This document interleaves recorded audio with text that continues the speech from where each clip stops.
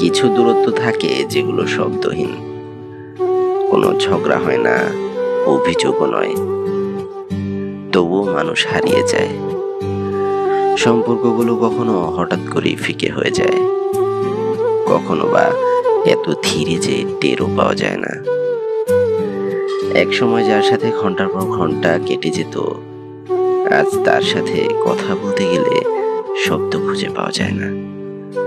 পুরনো চ্যাট খুললে দেখা যায় শেষবার কথা বলার তারিখটা অনেকটা পেছনে পড়ে আছে, অথচ কেউ ইচ্ছে করে সরে যায়নি, কেউ চেয়েও ফিরতে পারেনি।